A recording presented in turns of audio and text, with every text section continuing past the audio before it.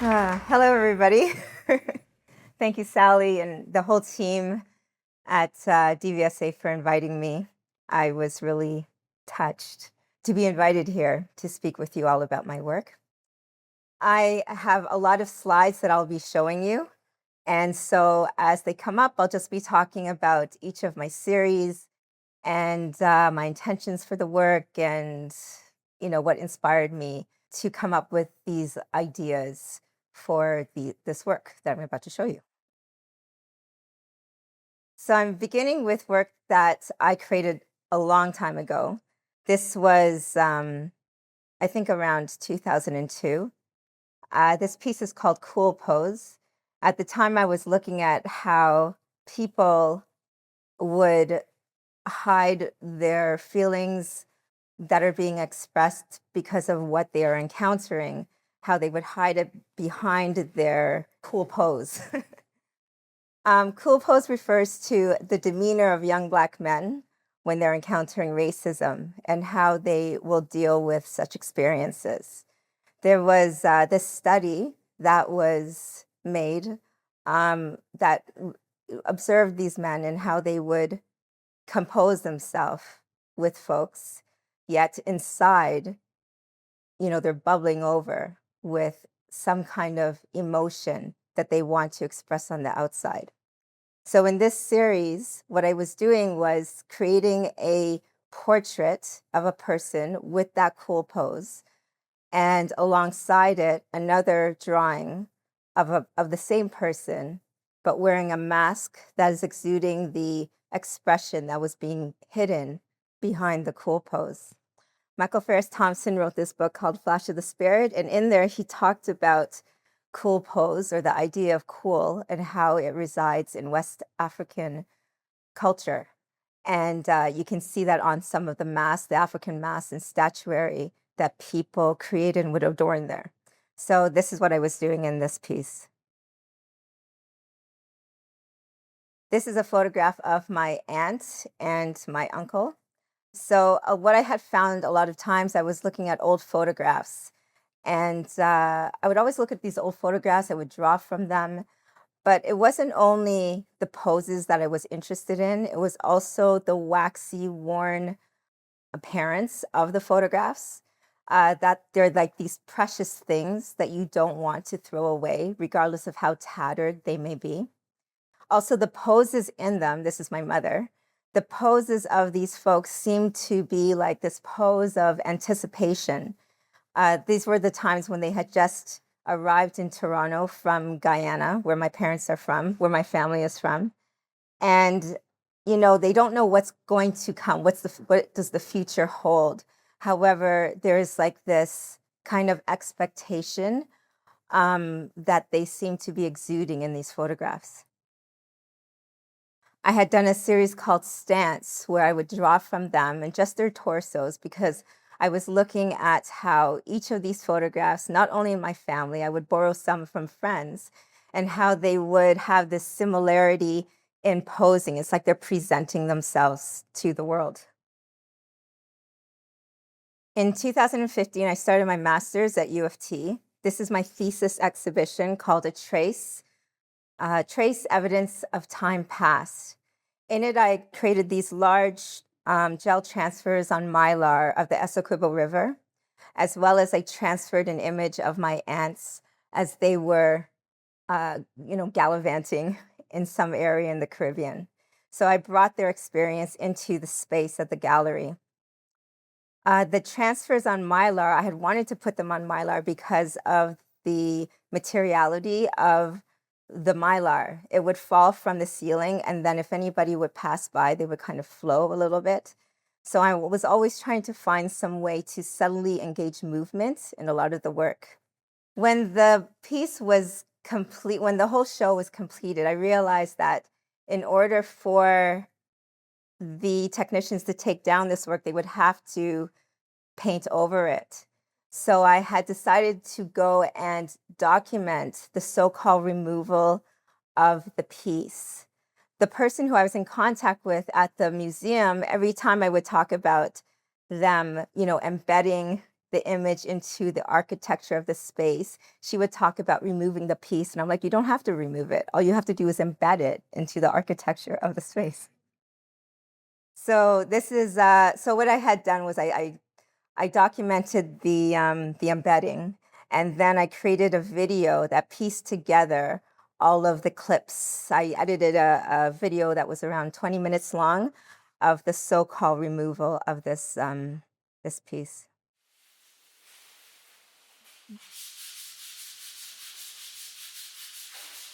So what I found interesting was that the sound of the sanding down of the work was very similar to the sound sometimes that I encounter when I'm transferring the image onto the wall. Because the gallery, the lighting in the gallery is so bad, the installers brought in their own lighting, and they created these beautiful shadows on the wall. So they basically helped me with the scene. And what I found too, what was happening was the installers became folks who were almost stars of the show, rather than how we encounter them as the ones that we never see, right? But yet they're the backbones of a lot of these museums and galleries. At the end, there's a shot where I could not show it to you, but it's almost like what I just shown, where they're standing down and then all of a sudden he takes the roller and starts rolling it over. And at the end, I just need to show you the end. It's like he turns and curtsies, and then that's the end of the show. So I called it Town Girls Beneath. The image that they were removing is called Town Girls Atop a Hill. As part of the show, I had included this jar of black cake. So people did not know really what was in the jar, but the jar, like in English Caribbean, there's this thing called black cake that we usually make during the holidays, and it's what we have to do first is marinate or set currants and fruits and rum and all sorts of alcohol, and we're setting that to make this cake for the holidays. So there's a lot of like this transferring of movement and such going on in the jar. What I was doing too was bringing in something that is relevant to a lot of Caribbean folks in a space where at times people do not feel comfortable in, but we were in on a secret that folks did not really know about at first. And what happened, what I wanted to happen did happen. People started to come in from different parts of the Caribbean, and when they realized what it was, everybody started, competing with their black cake, how they make better black cake than another person. And of course, Guyanese people make the best black cake. This is another shot of a trace. And this is the Essequibo River. So that is what is being expressed in or being shown in the Mylar pieces. So the Essequibo River is this expansive river in Guyana that when I grew up, my mother would always talk about this river and how the water is brown and to not put your hand into the water because piranhas are beneath. So I would use the river a lot in my work as a metaphor for movement from one place to another place, but also for that whole idea of that you do not know what's beyond your current location. So I'm just going to read you a piece that I had included in my thesis that year. We stood along the busy shoreline. After some negotiating, making deals for how much and for how many, we climbed into a small blue and white speedboat. We were about to travel along the Essequibo River. I was disobeying my mother. Don't go into that speedboat, she said, waving her finger at me as I headed to Pearson Airport for Georgetown, Guyana, with my Aunt Joy. My aunt was taking the trip to reunite with a friend and with home. Like most of her siblings, she hadn't been back for many years and invited me to join her. After a trip to the Essequibo years ago, my mom returned with stories of feeling unsteady and unsafe in the boat. I understood as we were all tilted back in the tiny vessel. Mom probably felt that at any point, at any time, there may be a bump or a sharp, unexpected turn that would cause her to topple over into the river. She did not want to consider the possibility of me falling in either. The boat pulsated up and down as it sped along. The wind blew past and through us. We hung tight as the rapids grew stronger. The river is immense. At times, it was hard to absorb while teetering and tottering and struggling to steady myself. It was so loud that we were yelling at each other in order to be heard over the roar of the engine and the crash of the waves, both at the same pitch. I paired up and allowed my eyes to follow the flock of birds swirling together, forming an elegant S again and again. Eventually, we calmed as the river calmed, and finally sat in silence to experience the beauty and quiet of the Essequibo. The color of the water has been described as cafe au lait. The water is stained by the tannins from the leaves that fall from the surrounding trees. The vegetation, rocks, and other naturally occurring elements, sediment that travels from shore to the depths of the river. So much happens below the surface. As we drifted in silence, our guide pointed towards a line in the river. He explained that the line divided into two directions of flow. Each flow had a slightly different shade of brown. We traveled along the direction of flow, then crossed over to the other. As we moved from one to the other, the boat slightly shifted and eventually flowed in the same direction as the water beneath us. Tiny laps of waves hit our sides, then quieted as we fell in line, like the piranhas swimming alongside, waiting to nibble at my fingertips, and the birds flying in tandem above. We all moved from one place to the next place together.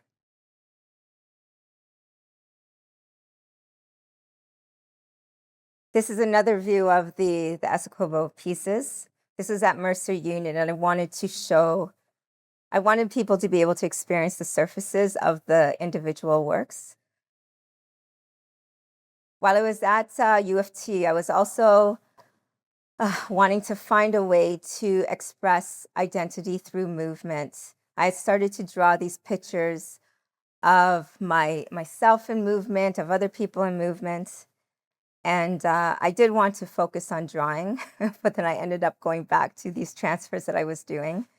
I invited many people to my studio and had taken pictures of them in movement so I can expose the movement within the frame. And then I transferred them onto paper. And so what I was trying to do too is obtain that waxy feeling that I experienced from those old photographs. The transfer gives that impression of being worn and weathered. Movement is kind of embedded within the whole process as the ink is being transferred from one location to another. I don't know if you know the gel transfer process, but the way that I do it is I take an image, I print it off, and then I use a gel medium to cover the image, and then I cover the surface that I'm working on. I put them together face to face, then I wait for it to dry, then I wash off the paper and the ink is left behind. So at times ink doesn't transfer, sometimes it does, so movement is kind of embedded within the whole process. This is what can happen as well, which I love, when the paper gets tattered and torn, but still there's like this element of beauty there that you still want to keep it, just like those old photographs that I was talking about. This is work I did at Georgia Sherman Projects. She invited me to do an exhibition for Contact in 2018, which I thought was hilarious because I never thought of myself as a photographer. And we had decided to create a large wall piece in the alcove of her gallery. When I had done this piece, I learned a lot. And I remember at the end of I did not show, that's too bad. I have some images that show the process over time. And there's the last bit that I did where there was still pieces of paper at the bottom that I did not bother to wash off because my arm became so sore. This is a work that I did at AGO. So in this work, normally the blurs are they are anonymous, right? However, in this piece, I chose this person specifically because of her family background. Her name is Tuku Matthews, and her mother is Salome Bay, who is, Canada's blues icon. Her father was Howard Matthews, and he had started the Underground Railroad restaurant. And she herself, Tuku, was part of a band called Black Sam, and which had like an amazing texture of music, blues and rock, just a combination of everything. And it really is embedded in a lot of our memories. And so I wanted at the AGO there to be a piece that expressed a person who was part of, the Toronto culture and around that, the idea of legacy as well. When I'm doing the blurs too, I'm thinking of it as a movement from one place to another place. I remember a quote by Dionne Brand from her book, Bread Out of Stone, where she said, "We come full of ourselves, who we were, who we are, and who we will become." And when I read that quote, I felt that it was totally in place with what I was trying to convey in the blur. Also, me being a person who comes from, parents who are from Guyana, but I live here, but I have this grasp on this other location, although I have limited or minimal experience with that other location. There's still this feeling that, I'm here, but I'm also from somewhere else. This is another blur that I had done for Arles, Rencontre Arles. This is a scale of what these pieces are. And this is at Agnes Etherington Arts Center in Kingston. So in this work, I had gone up to Kingston, and there were people from the community there who wanted to be part of the project. And I took images of them, and then we created this work there.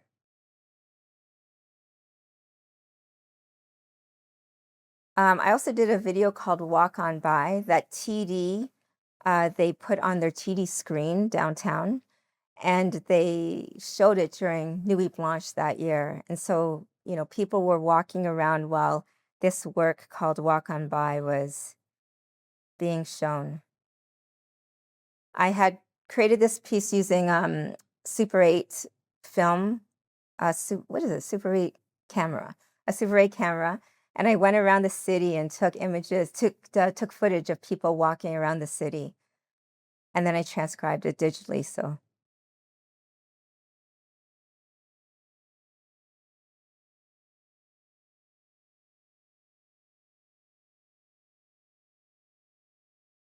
In some parts of the video, I wanted the landscape to be almost equal as the people. So I would shoot from afar. This series is called Take a Little Trip, and it includes icons in the Black community who have passed on. What I had done here was I looked at some interviews. I looked at interviews of specific people, and I I took multiple screen grabs, and then I superimposed them on top of each other to create a blur-like effect, and then I transfer them to paper. The interviews that they were in, I wanted to expose their thoughtful demeanors as they were about to answer a question that they were being confronted with. So in this case, Minnie Riperton, her song "Take a Little Trip," that's the name of the whole series. Minnie was talking about when she was put in a position of having to recreate a record album cover. So they had brought in a lion because they had brought a lion in and the lion was sitting beside her. So they brought this lion in to recreate this cover, and the lion ended up mounting her. And so the interviewer was asking her, did you tell them, like, were you scared? And she's like, no, I was cool. I was cool. And so when I saw that interview, I thought, how could you be cool with a lion mounting you? So it just made me think about how, people have this need to be cool or to compose themselves. And, people in the public eye like this. With Basquiat, he was in an underground television show, and there were people who would call in. So it was like a call-in TV show. So people would call in to ask him questions, but they wouldn't really. They were asking the interviewer questions or making comments about how he has really nice eyes and such. And I remember Basquiat just sitting there calmly looking at everything, possibly wondering, what the hell am I doing here?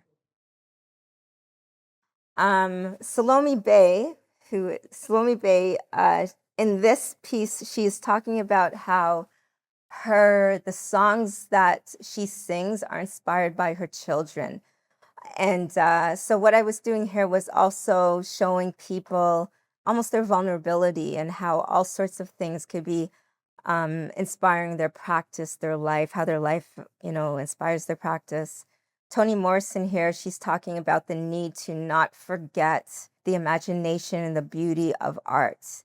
And despite her ability to answer questions about social political issues and such, that she doesn't want to only sit there. She also wants to not forget the beauty of the world, of herself, and the stories that she wants to tell.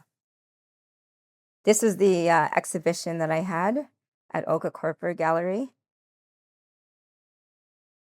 And this is the video where I would thread all of those bits of those clips that I was taking screenshots from.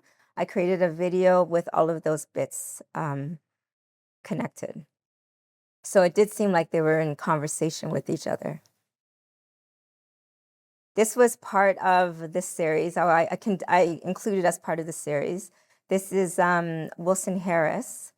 He was a writer from Guyana who moved to the UK, and when he moved there, he started writing books. And so the first book he wrote was Palace of the Peacock. What he tends to do is foreground the landscape of Guyana, which is mostly the Amazon, and the characters seem to be, the secondary characters. So when I had created this piece, I had the benefit of being so up close to the wall to be able to see, the little cracks and imperfections that, for me, almost expressed this idea of land, right? At this point, I started to think about how can I look deeper into these works, not only look at them as the final piece or so representational, but how it is that closer aspects of them can still exude what I'm trying to talk about in the whole. This work is called A Place to Put Your Things, and it's a swing set that's currently at Harborfront. I was able to make this with a grant from Artworks TO 2022. A while ago, I had gone on a residency in Trinidad, and as part of the residency, Chris Cozier, who is a person who runs the residency, he encouraged me to go to Suriname to meet the artist Marcel Pinas.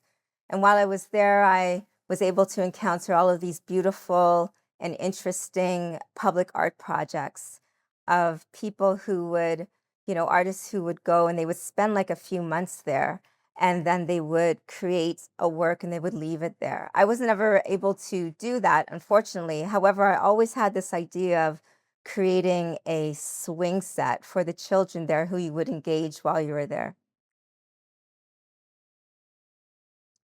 These all begin with these line drawings that I end up creating 3D prints out of, and then taking it to a fabricator who I can work with to create this huge metal sculpture.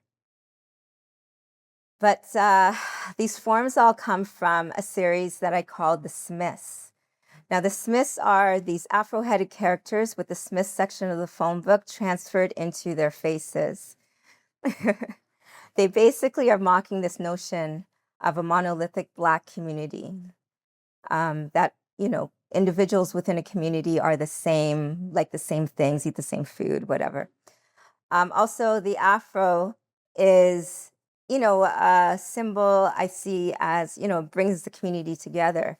It also is very interesting, like in the 70s, there's like these blaxploitation films and such that deem the Afro a satirical kind of uh, symbol.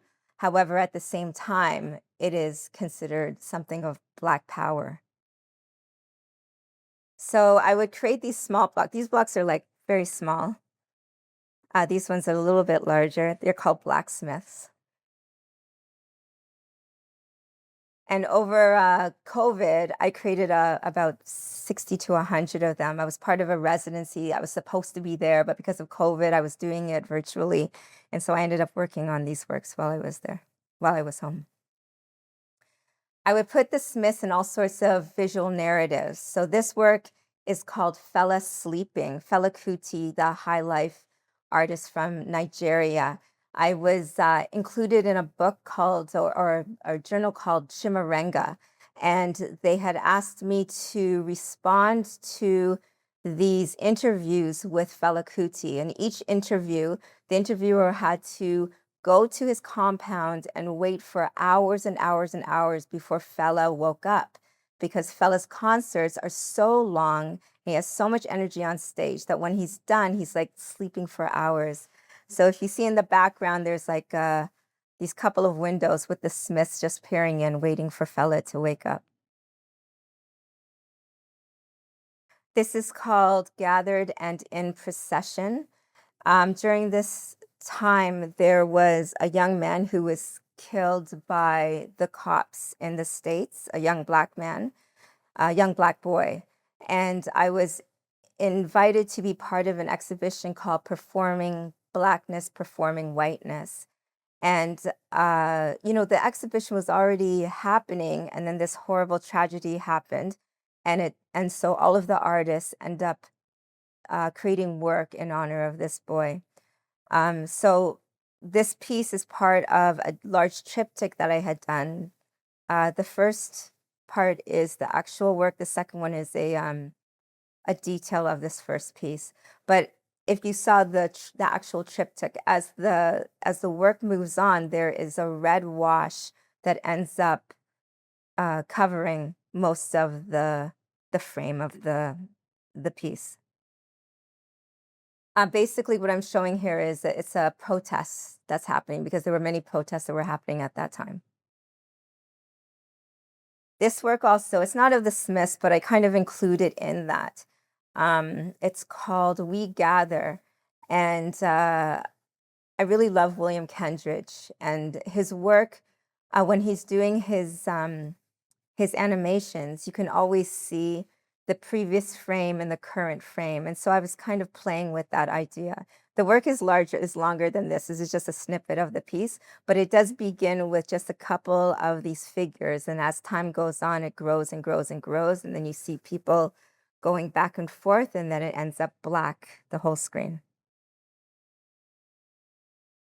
Some of the Smiths became grids. This one is called Whiteout. This is a detail of it. Another one, this is called Cold, because the colors are cold. Each of the squares of these pieces are 3 inches by 3 inches, because I just love the number 3. I think it's a strong number. It's like, the typical like stability. It's a triangle. This work is called From Life. And so I had started to take images of people in the community at different events and such, and then I would transfer them into these grids of the Smiths. This piece, I think, is 48 by 60 inches. And this is the same size. This one is called Plain Black. So I was asked to be part of an exhibition I can't remember the name of it, but what it was doing was critiquing um, perceived notions of Blackness within Canada, specifically during, well, it was shown during Black History Month. And so where I was working at the time was at this arts organization for young folks. And there was this young man who, for me, did not exude the stereotypical traits of a young Black man that uh, he would feel boxed into. And so I had asked him if he would participate in this piece for me. And I remember asking him too, like, what do you think about Black History Month? And he said, well, I love the people in the pictures, and he's referring to these Black History Month posters that would be made with all of these pinnacle Black folks. But I think for him, he did not feel part of what was perceived as what Blackness is supposed to be. And so I thought that he was a good person to be included in this work. He's like a skater boy. He plays guitar. He was a very cool guy. This is just a detail of it. I had started to make these animations too with the Smiths. I don't have the animation to show you of this piece, but similarly, like what I was saying before, when it comes to like a William Kendridge-esque kind of way of doing things, I had created this animation by adding and erasing the different Smiths, and then you could imagine, the Smiths moving in and out. This one is called, or was talking about unrequited love. So if you can imagine, like on one end, there's like a Smith, the other one, and they just meet. Oh no, that they miss, and they keep on going. This piece I did, Smiths kissing. So I just wanted to play and have a good time, and I just have the Smiths kissing. And I have other drawings of Smiths like skiing down a hill, going to the space, dancing to house music.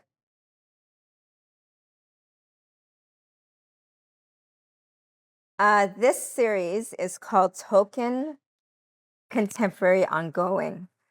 At the time, I was doing a residency at the AGO, and I had asked them to take me to different parts of the gallery, not only where they were showing exhibitions, but I wanted to go into the where they keep the work and to this photo studios and such.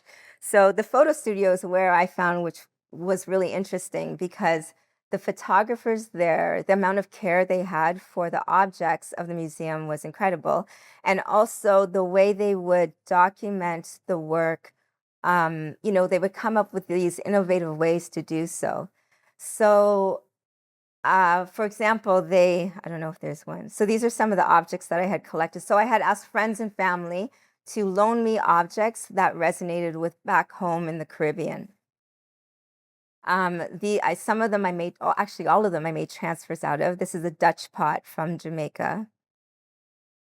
This is a jar of pickles. No, it's not pickles, but it's a jar of pepper sauce. So what's funny about this image is that anybody in the Caribbean, if you saw this jar, you would know it's pepper sauce. Doesn't matter what is written on the cover of the jar.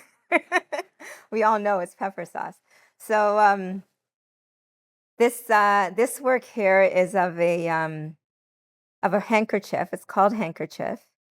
So in the photography department of the AGO, there's different ways that they would take pictures of the objects, but one way is through a photo stacking process where they would take, say, 100 photographs of one image from the front to the back, and then they would stack all the photos on top of each other for a long depth of field. So the piece looks like it's just kind of bouncing off of the paper. They do this for really small objects that have all of these intricate details and stuff, right? Small wooden objects and such. And so you're able to really get in there. So I was just thinking about how much care they were putting into that and thinking about the care that we put into the objects that we keep over time, similar to those old photographs too, that may be old and tattered, like this handkerchief, that my friend's grandmother's handkerchief that she keeps forever and ever. It doesn't matter how many stains are on there, how many creases on there, how much is folded, she's keeping this thing. And so I had them take images of all of the objects that I had collected in the same way. This jar that's beside it is another jar of black cake.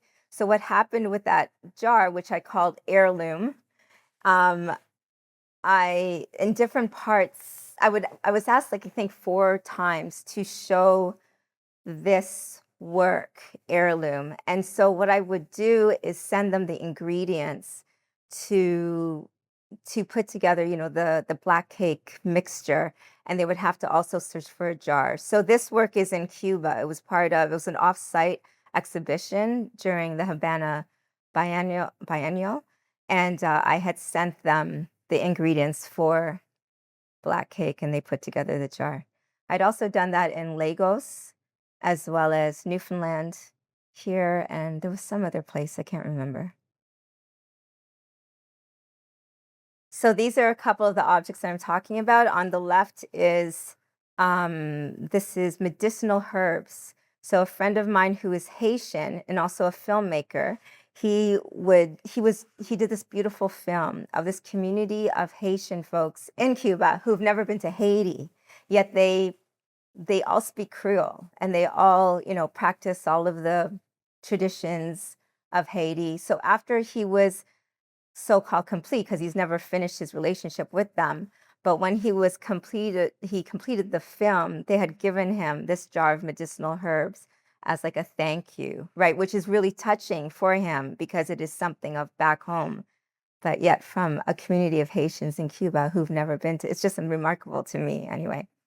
The piece on the right is a dictionary that a friend of mine from Barbados, his mother had given him because she felt it was very important to be a wordsmith or to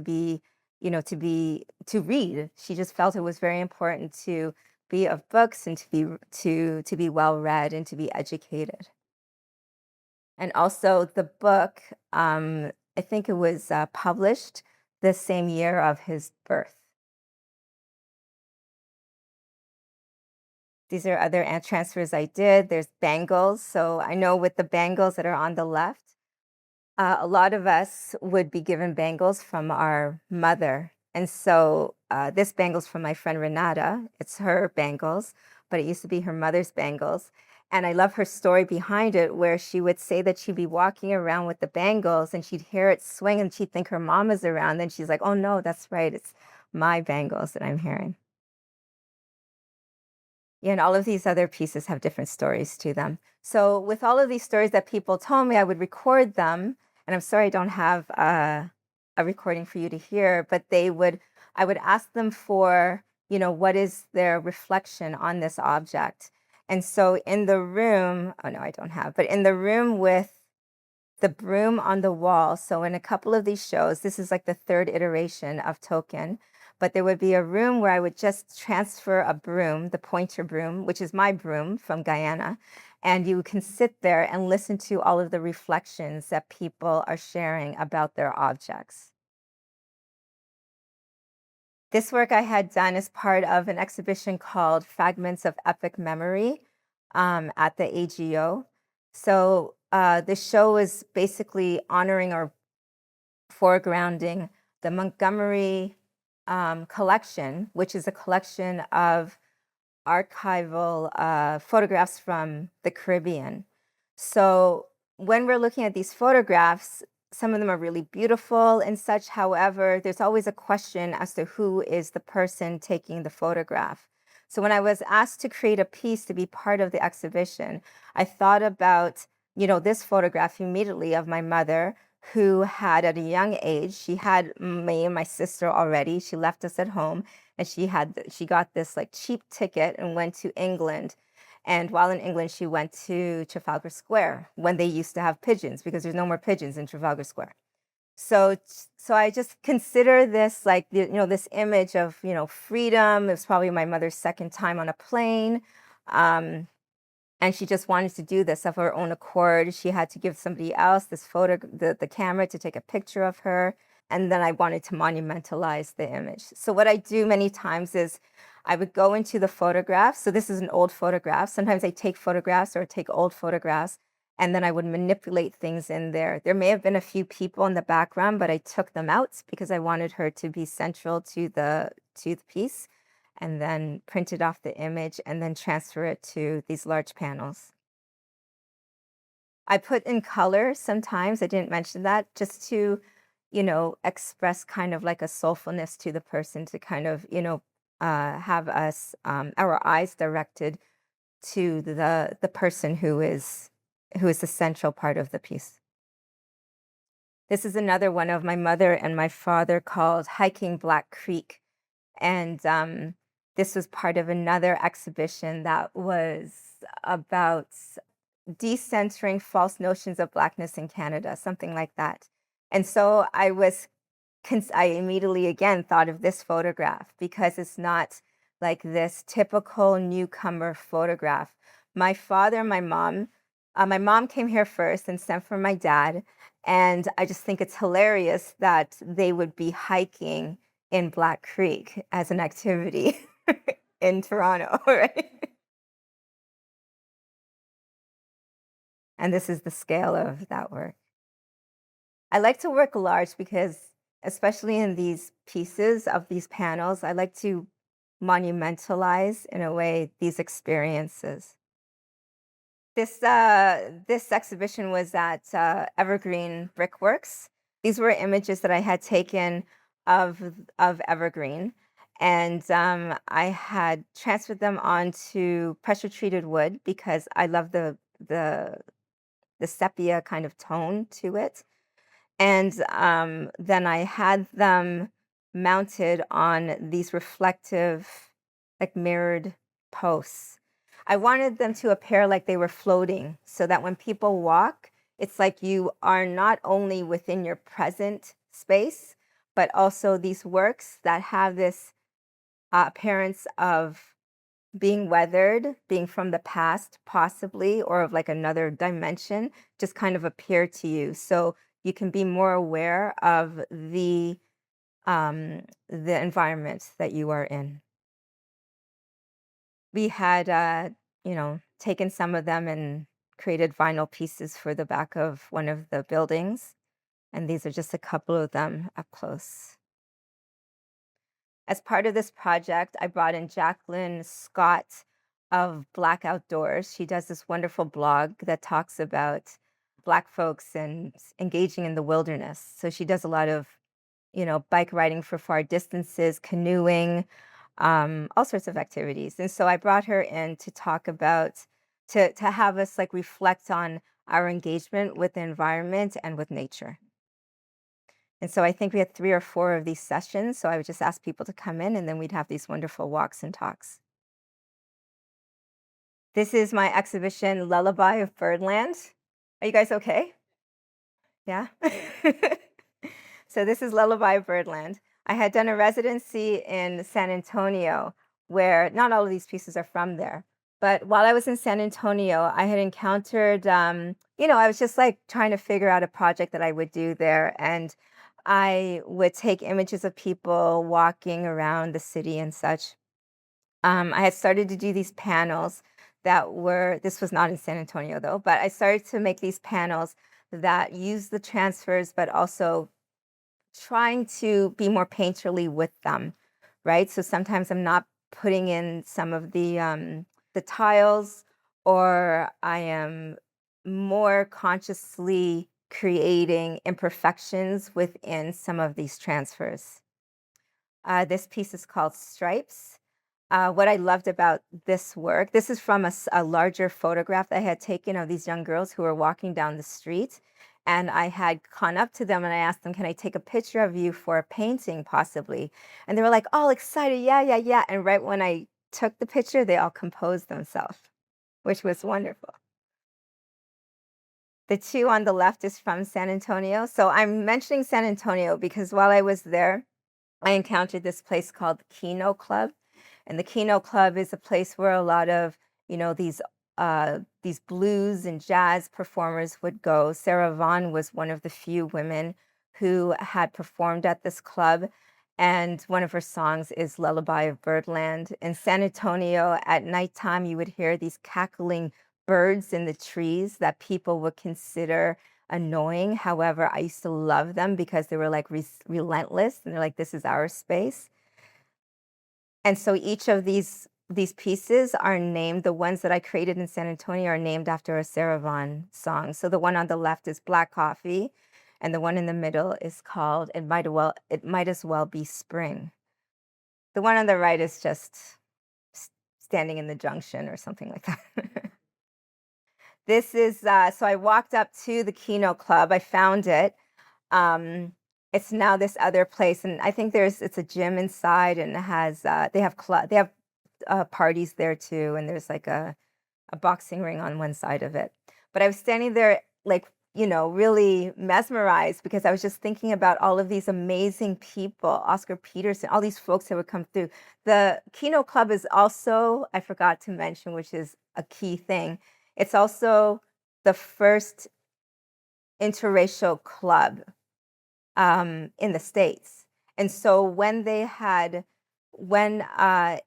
become that, it was also before the laws were passed for that to happen. And so it was really doing something that was radical at the time.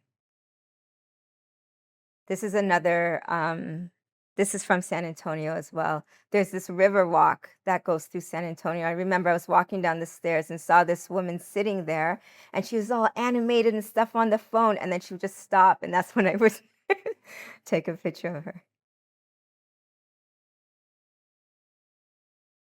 And these are other pieces. So Lullaby of Birdland, that exhibition was made up of photographs that I took from 2005 until, maybe like 6 months from the show. This is a photograph of the seawall in Guyana. I had created this video from images of the seawall, as well as my sister, footage of my sister and I walking down the seawall. I wanted to, as part of the Lullaby exhibition, to create a piece that people can gather around. And I began it at the residency in San Antonio, but then completed it in Toronto. The seawall is this place that I was told a lot about. It's where lovers will meet. It's where people will just engage and gather. Um, and it also is like this object of protection because it protects the city from the water that comes in. That's in this picture. It's not high at this time. But I've seen footage of the water smashing up against the seawall and also going over the seawall. So I just see it as this, this object of protection and basically this jewel of the country. And so I called the seawall piece that I created from this experience, I called it Jewel. All of these are images from the surface of the seawall.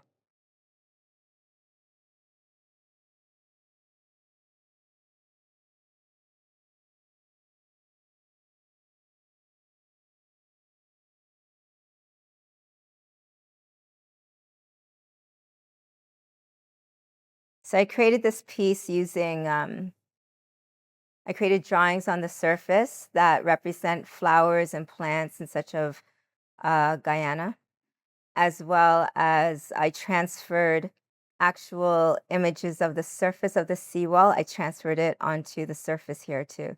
This is made out of foam, and there is a thin layer of concrete on the outside so that you're not carrying concrete.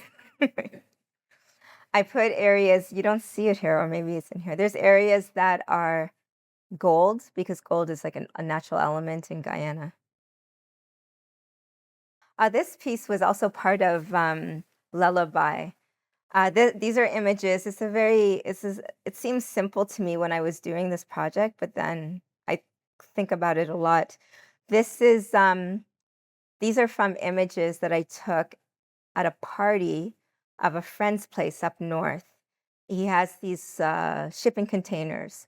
So the surfaces of the shipping containers are interesting when we're like partying outside and I'm looking at these images of people, these shadows. And so I'm taking images of them. And I thought, who knows? Maybe something will happen. Who knows? And then another day, I was walking down College Street and I saw all of these shadows of people from a lineup. There's this long lineup. And I'm like, what is this lineup for? And all sorts of people were in this lineup. And I thought, is there a new phone, new iPhone, a new pair of shoes? But as I continued walking, I saw that it was for the food bank. And so I turned around and then I ended up taking pictures of the shadows and then combined these shadows with the shadows of the people, partying up north. Because, both of them is like it was the same person to me. It was just very interesting to me that, anybody can be in any kind of situation. This work is called Make Trouble, and it derives from an old photograph of me, my sister, a neighbor playing in the backyard, some birthday party in the backyard in Scarborough. What I was doing here, I was responding to Fred Moten's talk on Black optimism. And within his talk, he mentioned that the sounds of children, no matter the situation, it gives you this feeling of optimism, just the sounds of children. So at this time, I was thinking about children a lot because the world is a crazy place. I found this photograph and it was of kids that were playing musical chairs. And the song that he also referred to a song in his talk called Da Da Da Da Da Da. And in that song, it's a call and response song with these children in Mississippi in like 1950s. And so the person would sing and then the kids would respond in like form. And it was just the richness of the voices of these children do make you feel like, there's beauty there. And so when this showed as part of the Toronto Biennial, I also had a QR code up where people can connect to the song while they are looking at the piece.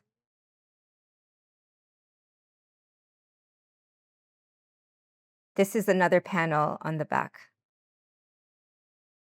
And again, here I'm trying to be more painterly with these transfers. I'm kind of searching my way around, like how I'm working with the medium. This is Owning Yellow. I just wanted to include it.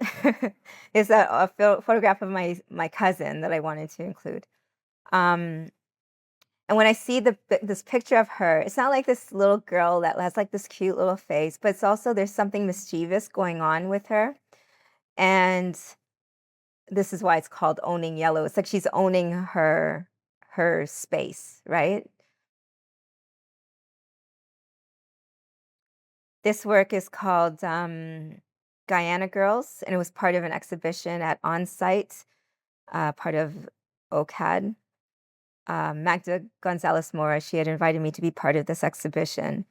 And at this time, I was thinking about Guyana and its newfound oil and what the future of Guyana is going to be. And then I thought about this photograph that I had taken in 2005 and decided to monumentalize these girls. This photograph I use actually in other pieces too. I remember being in Guyana and looking at this lineup of children and considering what it would be like to be a little girl in Guyana. Like I was born here, not in Guyana. So many times I consider like what would my life have been like?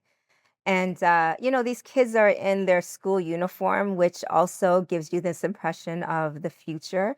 And Guyana is undergoing this thing right now because they have this newfound wealth. And so people are wondering what's going to happen with Guyana.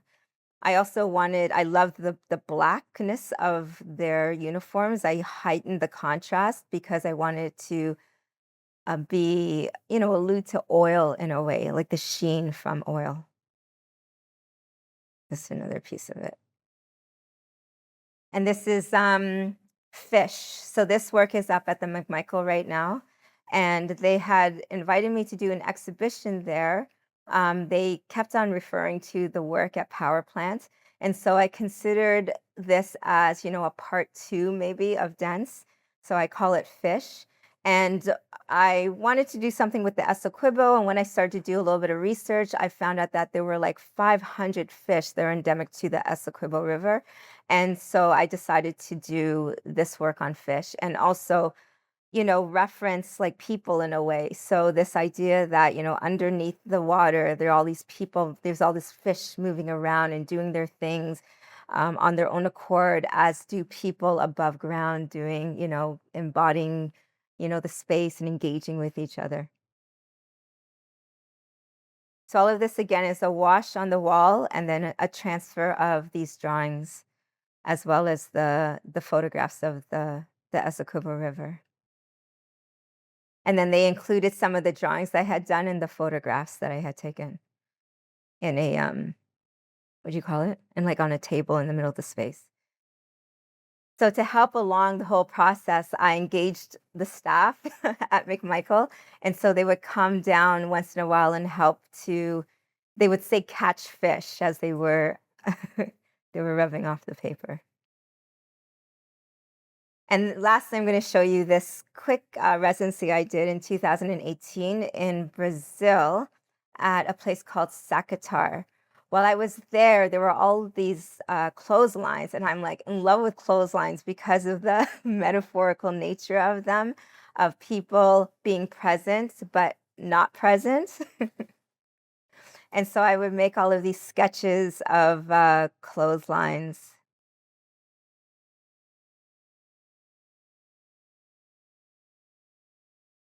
And I would start to digitally superimpose them onto some of the buildings on the island.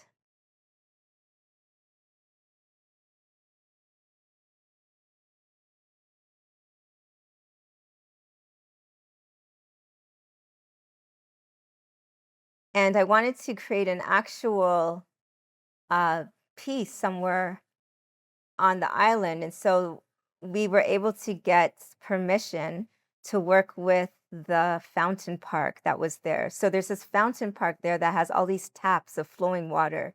So a lot of people go there to get water for their business, or, it's really hot day, you go by and you can wash off or fill up your water bottle. But in this area as well, a lot of women would go and wash clothes to make money for their families. So people are going to fill up their water and such. And so I identified this wall as a wall to create a mural of sorts. And I blew up one of the drawings of the clotheslines. So this is what I have to do all the time when I'm blowing these things up and making these tiles. I have to be numbering things and stuff, otherwise things will be out of whack. And it was like it was an amazing studio because it had everything that I needed. All the water was there. It was a beautiful day all the time. And then I was able to practice my Portuguese with people as they would come by. So this is just the process. And as I'm transferring and I'm washing off, the paper and such, you know, you're seeing where some of things were close, some things are not matching, but this is all the beauty of it all the different fractured areas.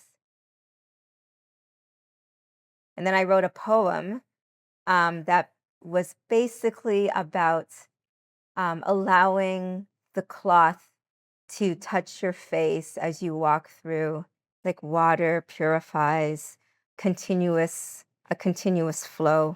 And at the bottom, I said in for the washerwomen who are working for their families to sustain their families. I had done it just with black and white because there was so much vivid color in many of the other murals that I see throughout, so I just wanted to slow it down for myself. And yeah, that's it. Thank you so much.